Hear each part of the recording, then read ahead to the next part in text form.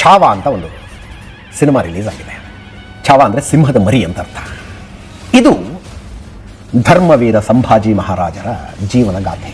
ಛಾವಾ film ಬರೋ ತನಕ ಸಂಭಾಜಿ ಮಹಾರಾಜರ ಬಗ್ಗೆನೇ ಗೊತ್ತಿರಲಿಲ್ಲ. ಛತ್ರಪತಿ ಶಿವಾಜಿ ಮಹಾರಾಜರ ಪುತ್ರ, ಅವರ ಉತ್ತರಾಧಿಕಾರಿಯಾಗಿದ್ದವರು ಸಂಭಾಜಿ ಮಹಾರಾಜ. ಛತ್ರಪತಿ ಶಿವಾಜಿ ಮಹಾರಾಜರು ಆರಂಭಿಸಿದ ಹೋರಾಟವನ್ನ ಮುಂದುವರಿಸಿಕೊಂಡು ಹೋದಂತಹ ಮನುಷ್ಯ. ಔರಂಗಜೇಬ ಶಿವಾಜಿ ಮಹಾರಾಜರನ್ನ ಬಂಧಿಸಿ ಗೃಹ ಬಂಧನದಲ್ಲಿ ಇಡ್ತಾನಲ್ಲ ದಿಲ್ಲಿಯ. ಜೊತೆಗಿದ್ದ ಸಂಭಾಜಿ ಮಹಾರಾಜ, ಬಾಲಕ ಸಂಭಾಜಿ ಮಹಾರಾಜ. ಶಿವಾಜಿ ಮಹಾರಾಜರ ಅದೊಂದು ಜನಜನಿತ ಕಥೆ ಇದೆ. ತಪ್ಪಿಸ್ಕೊಂಡು ಹೋಗಬೇಕು ಅಂತ ನಿರ್ಧಾರ ಮಾಡಿ ಪ್ರತಿ ದಿವಸ ಹಣ್ಣು ಹಂಪಲು ಸಿಹಿ ತಿಂಡಿಗಳಿರುವ ಬುಟ್ಟಿ ತರ್ಸಕ್ಕೆ ಶುರು ಮಾಡಿ, ನಾನು ಪೂಜೆ ಮಾಡ್ತಾ ಇದ್ದೀನಿ, ವ್ರತ ಮಾಡ್ತಾ ಇದ್ದೀನಿ, ಇವುಗಳನ್ನು ದಾನ ಮಾಡಬೇಕು, ಸಾಧು ಸಂತರಿಗೆ ದಾನ ಮಾಡಬೇಕು. ದಿನಾ ಚೆಕ್ ಮಾಡ್ತಿರ್ತಾರೆ ಔರಂಗಜೇಬನ ಸೈನಿಕರು, ಇದರಲ್ಲಿ ಏನಿದೆ ಅಂತ. ಆಮೇಲೆ ಸ್ವಲ್ಪ ನೆಗ್ಲೆಕ್ಟ್ ಮಾಡ್ಬಿಡ್ತಾರೆ, ಚೆಕ್ ಮಾಡೋದು ನಿಲ್ಲಿಸ್ಬಿಡ್ತಾರೆ. ಅವು ಬುಟ್ಟಿ ಬರ್ತಾ ಇರುತ್ತೆ, ಬುಟ್ಟಿ ಹೋಗ್ತಾ ಇರುತ್ತೆ, ದೊಡ್ಡ ಬುಟ್ಟಿ. ಒಂದು ಸಲ ಏಕಾಏಕಿ ಶಿವಾಜಿ ಮಹಾರಾಜರು ಒಳಗಿಲ್ಲ, ಶಿವಾಜಿ ಮಹಾರಾಜರು ಒಳಗಿಲ್ಲ. ಎಲ್ಲಿ ಬುಟ್ಟಿ ಕುತ್ಕೊಂಡು ಹೋಗ್ಬಿಟ್ಟಿದ್ರು. ಜೊತೆಗೆ ಹೋಗಿದ್ದು ಸಂಭಾಜಿ ಮಹಾರಾಜ, ಸಣ್ಣ ಬಾಲಕ ಸಂಭಾಜಿ. ಔರಂಗಜೇಬ ತನ್ನನ್ನು ಬೆನ್ನತ್ಕೊಂಡು ಬರ್ತಾನೆ, ಸೈನಿಕರನ್ನು ಕಳಿಸ್ತಾನೆ ಅಂತ ಗೊತ್ತಿತ್ತು. ದಿಲ್ಲಿಯಿಂದ ನೇರವಾಗಿ ಮಹಾರಾಷ್ಟ್ರಕ್ಕೆ ಬಂದ್ಬಿಟ್ರೆ ಬರೋ ರೂಟ್ ಗೊತ್ತು.